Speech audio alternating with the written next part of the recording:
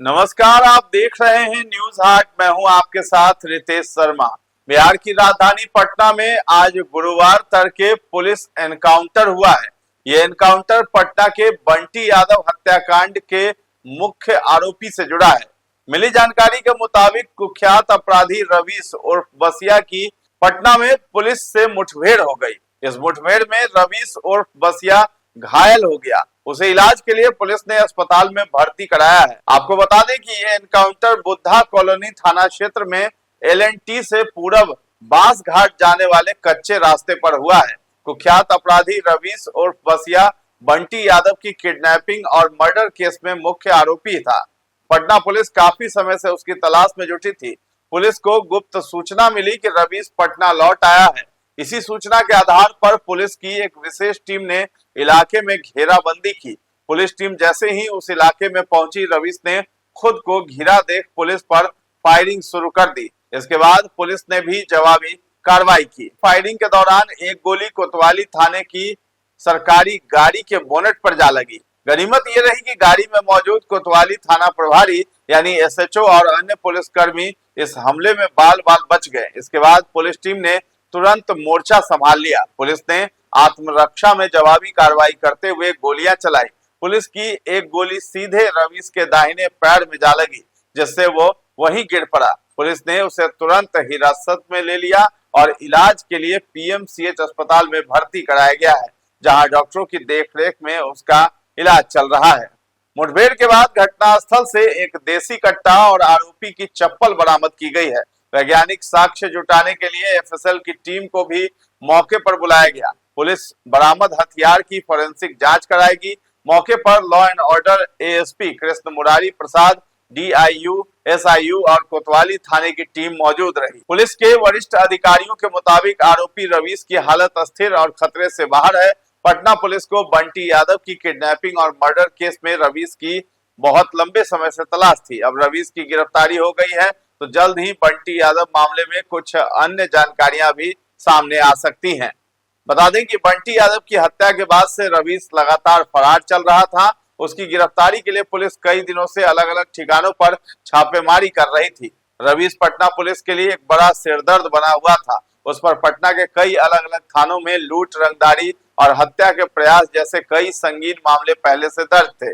इस मुठभेड़ के खत्म होने के बाद पुलिस ने घटनास्थल की तलाशी ली। मौके से पुलिस ने आरोपी की चप्पल और एक देसी कट्टा बरामद किया है। पुलिस मामले में आगे की कानूनी कार्रवाई कर रही है। पटना SSP कार्तिकेय के शर्मा ने बताया है कि बंटी और रवीश शराब के काले कारोबार में शामिल थे। इस दौरान रवीश गिरफ्तार हो गया, जिससे रवीश और बंटी के बीच कहासुनी हो गई। कुछ दिनों पहले ही रवीश जेल से छूटकर बाहर आया था।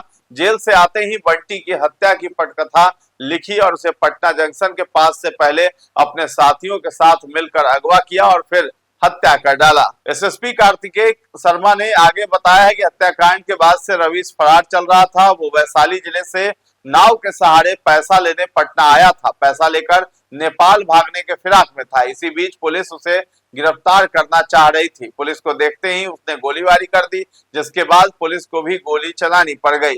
पुलिस की गोली रवीश के दाहिने पैर में लगी और वो घायल हो गया, जिसके बाद उसे इलाज के लिए PMCH में भर्ती करवाया गया है। कुछ दिन पहले जो अपहरण की घटना हुई थी, इसमें डेड बॉडी मिला था। उसी में पुलिस के द्वारा इसमें अनुसंधान किया जा रहा था और जो पूरी घटना में जो लोग सम्मिलित थे उनकी पहचान करके उनकी गिरफ्तारियां की जा रही थी। इसी में जो मुख्य अभियुक्त था रवीश उर्फ बसिया, उस पर भी धरपकड़ चल रही थी और विभिन्न जगहों पर उनके विरुद्ध छापेमारी चल रही थी। इसी में पुलिस को इन्फॉर्मेशन मिला कि वो पटना आने वाला है और यहाँ से पैसे लेकर नेपाल भागने की तैयारी कर रहा है। जानकारी मिली थी कि वो वैशाली साइड से नाव से आ रहा है और अपने जाके पैसा लेकर पटना से और नेपाल भाग रहा है। इसी क्रम में पुलिस के द्वारा दबिश बढ़ाई गई और घाटों पे उनकी चेकिंग चलनी शुरू हुई। जब इस जगह पे आए पुलिस की गाड़ी, तो सामने सामने हो गया और सामने आने के बाद उसके द्वारा फायरिंग किया गया। फायर करने के समय में पुलिस की गाड़ी में गोली लगा। पुलिस के द्वारा उनको रोका गया, परंतु वो नहीं माने और फिर फायरिंग करने की कोशिश की। पुलिस के द्वारा जब जवाबी कार्रवाई की गई तो उसमें वो घायल हुए, पैर में गोली लगा और वो वहाँ गिर गए। तुरंत ही पुलिस के द्वारा उनके हथियार को हटा दिया गया और उनको इलाज के लिए भेज दिया गया है। अभी वो इलाजरत हैं और फिर इसमें आगे अलग से केस करके आगे कार्य किया रवीश जाएगा। अकेले था या उनके साथ और भी कोई? अभी जो जानकारी मिली है उससे पूछताछ अभी हो नहीं पाया है ढंग से, क्योंकि अभी इलाजरत हैं वो। जैसे जानकारी मिलेगी आप लोग अवगत कराया कितने जाएगा। राउंड गोलियां चली है पुलिस की तरफ से और अपराधी की तरफ उन लोगों की तरफ से एक गोली चलाई गई है, दूसरी गोली चलाया जा रहा था वो। से? क्या क्या बरामदगी है? बता रहे हैं आर्म्स जो उसके द्वारा हथियार का इस्तेमाल किया गया था वो बरामद हो गया है यहाँ पे। बाकी अभी वो इलाज में है, जैसे ही वो आता है फिर उसके पूछताछ करेंगे। इतिहास क्या क्या है उसके? उस पर अभी तक 5 से ज़्यादा आपराधिक इतिहास मिल चुके हैं विभिन्न थानों में। इसमें हत्या के हैं, शराब के हैं और अन्य मामले भी सम्मिलित हैं। रवीश को कितनी गोलियां? हाल ही में जेल से छूटा था क्या सर? हाँ, ये हाल में जेल से आया था, कुछ दिन पहले ही जेल गया था और जेल में छूटने गया था। और उसी छूटने के क्रम में जो घटनाएं हुई थी उसी का ये इस घटना का कारण क्या पता चला है सर? पुलिस बंटी यादव हत्याकांड का मुख्य वजह क्या मुख्य कारण? इसमें जो उन लोग के आपस में जो उन लोग के वर्चस्व की लड़ाई थी और एक दूसरे पे आरोप प्रत्यारोप लगा रहे थे कि एक दूसरे के कारण ही उनको जेल जाना पड़ा है और यही कारण है जिसमें ये पूरी घटना की गई थी। से जुड़ा हुआ मामला है? शराब की थी या शराब को लेकर ही इन लोगों के बीच में प्रॉब्लम चल रहा था और उसी में ये लोग जेल गए थे। जो रवीश भी गया था जेल, वो शराब के। गौरतलब है कि बंटी यादव के अपहरण और हत्याकांड मामले में पुलिस महकमे में खलबली मच गई थी। पटना सेंट्रल एसपी ममता कल्याणी ने ड्यूटी में घोर लापरवाही बरतने के आरोप में एक एएसआई समेत 4 पुलिसकर्मियों को तत्काल प्रभाव से निलंबित कर दिया था। निलंबन अवधि के दौरान इन सभी का मुख्यालय नवीन आरक्षी पुलिस केंद्र पटना तय कर दिया गया। विभाग ने सख्त रुख अपनाते हुए सभी निलंबित पुलिस पदाधिकारियों और कर्मी को निर्देश जारी किया कि वे 3 दिनों के भीतर इस पूरे मामले पर अपना लिखित जो है सफाई दर्ज कराएं। इन पुलिस कर्मियों पर कार्रवाई की मुख्य वजह घटना के समय इनकी लापरवाही बताई गई। बताया जा रहा है कि 6 जुलाई की रात ही जब बंटी यादव का अपहरण हुआ था तब ये सभी पदाधिकारी घटना स्थल से महज 100 मीटर के दायरे में ही मौजूद थे।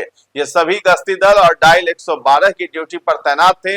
इतनी नजदीकी के बावजूद इन्हें वारदात की भनक तक नहीं लगी, जिसे ड्यूटी के प्रति घोर लापरवाही माना गया। बंटी यादव का अपहरण 6 जुलाई को पटना जंक्शन स्थित प्रसिद्ध महावीर मंदिर के पास से हुआ था। इस सनसनीखेज किडनैपिंग के 5वें दिन यानी 11 जुलाई को पुलिस ने बंटी का शव पटना जंक्शन से करीब 60 किलोमीटर दूर अतमल गोला इलाके से बरामद किया। इस दौरान पुलिस की सुरक्षा व्यवस्था पर गंभीर सवाल भी खड़े हुए थे।